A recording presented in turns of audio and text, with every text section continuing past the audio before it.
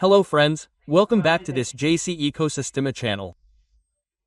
Today I'm going to show you the installation of a photovoltaic solar system. This equipment is designed to reduce consumption in places where consumption is very high. How do we do it? We take solar energy from the sun, of course, and we transfer it to an inverter that in turn injects it into the line without a battery. This is without a battery. It injects the line at the exact moment that consumption is occurring and reduces consumption.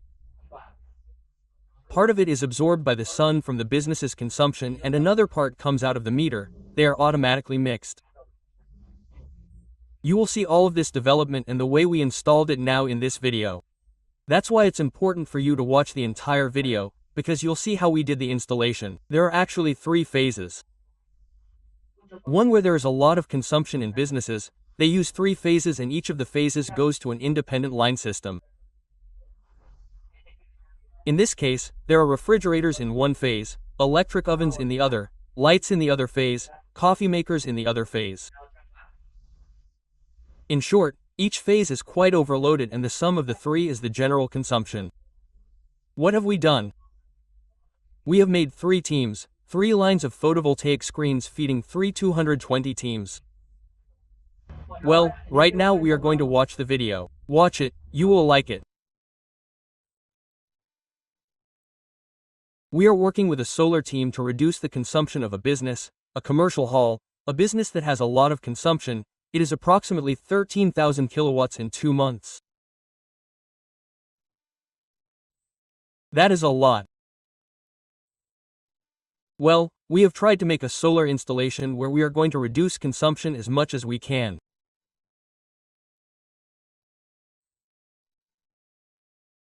Right now we are seeing that we are on the roof installing the support, and we are going to put 16 panels, 2 groups of 6 and a group of 4 screens.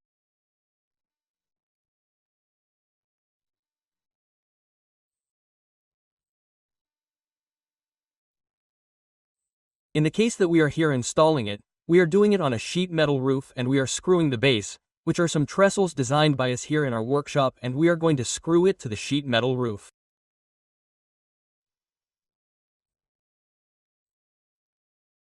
At this moment we clean the plates a little. I tell you, these plates are plates that have been cracked. They are a little cracked, they are used plates, but with their performance already measured.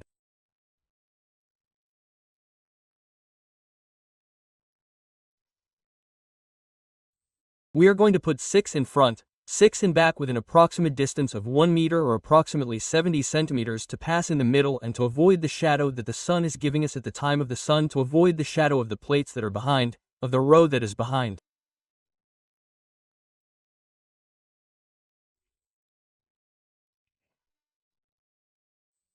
At this moment, you can see me alone there working, but well, there are people who are helping me. It is with the effect of the filming. There you see a column that makes a line, a shadow in the middle that we have also left, we have let it pass. At this moment the sun is very far from the plate. Okay, so we've already put a set of 6 there, the first set of 6. The base that you're seeing is in the back, and the other set of 6 plates will go there too. Each plate will go to an injector, each group of plates, right? Each plate will go to an injector, and that injector will go to each of the phases. In this case, we have a sign and some balloons there that create quite a bit of shade, but after talking to the owners, they agreed that even though it doesn't perform as well due to the shade, they were going to do it anyway. Well, they can't take those spotlights out because there's an agreement with the municipality that says they can't touch them. So, well, we're going to use the sun when it's full, which is quite high. The inclination of the plates is 30 grams because we've put them in that position because it's the best position for the whole year.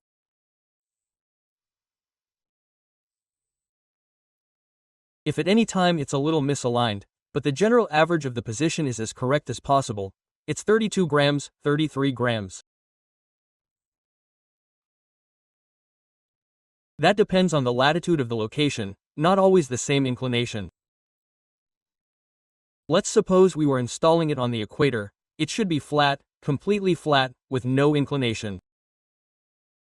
And if we were in the northern hemisphere, the opposite, that is, the latitude of the location and the inclination are very important. In this case, it's 30 to 32 grams. I'm cleaning it a little because it has a lot of dust, since we've been saying it for 2 days and it's gotten dirty. Dust is very important. Well, there you can see the groups. We have 6 in the back and 6 in the front. The distance between one and the other is already measured so that it doesn't cast a shadow. When the sun is up, exactly up, there's a moment when it doesn't cast a shadow. Then we have 2 more groups of 2 screens on the right and 2 on the left, also added together. In this case, the same thing is going to happen. Let's first put the 2 screens. Then when the sun passes to the other side of the sign that you saw and it's blocking it. Okay, let's power the other 2 with the same inverter. In this case, there's a 600W inverter that's smaller. Why? Because we couldn't power another larger inverter because we didn't have enough space to put it on the surface on the wall.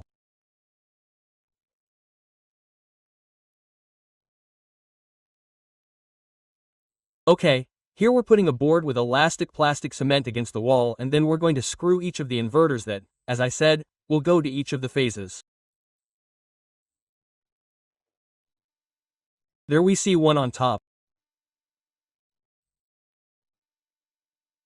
It has 1000 W on the side. There's a small plate where we intend to screw the cable that's going to come from above and here I'm showing you how to screw it.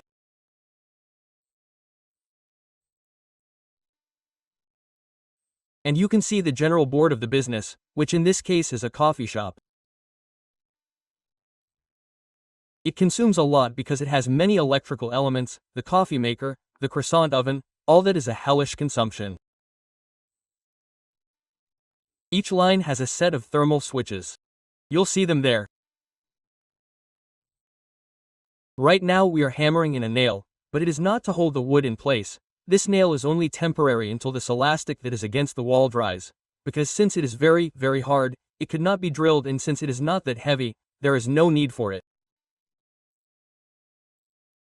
There we are looking at the board. It has a set of thermal switches, one for each element, since it has 8 refrigerators, which is also quite a lot of consumption. There we are making a hole in the board on the side where we want the cables to enter and above we have adapted 3 meters, one for each phase. That is the business and that is the sign that hurts us a little. That is why we had to put it on the other roof and leave a little space. Well, there it is. We are looking at the voltage of each phase, and the input of the cables that come from the screen groups that come from above.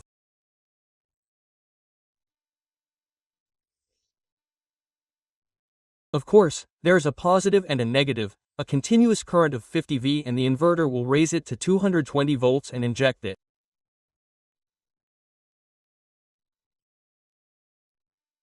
There you can see 217 and a consumption of 10 amps in that phase 10. 1. When we turn it on, it starts to go down a little bit. Right now there's no sun, that's why the test is very basic. There it went down to 9, we started at 10.18 is going down to 8. In this case we're looking at the voltage meter that gives 217 V and it's going down to 8 volts, to 8 amps, 8 amps 8.5 amps. In that phase. Now, we're going to turn on the other one and so on, the different phases are going to go down successively. Well, this is the most important thing so that you can see how a device is installed, which is why I wanted to do this test. There you see the business and the installation, how we did it. It's a practically informative video so that you can see how it's done. Well, friends, you saw how we did the entire installation. It's quite interesting. I hope you liked it. It's going to be something important if you keep watching it because you're already becoming aware of how to use solar equipment in different situations. I hope you liked it. As I said, keep liking and supporting our channel. Until next time.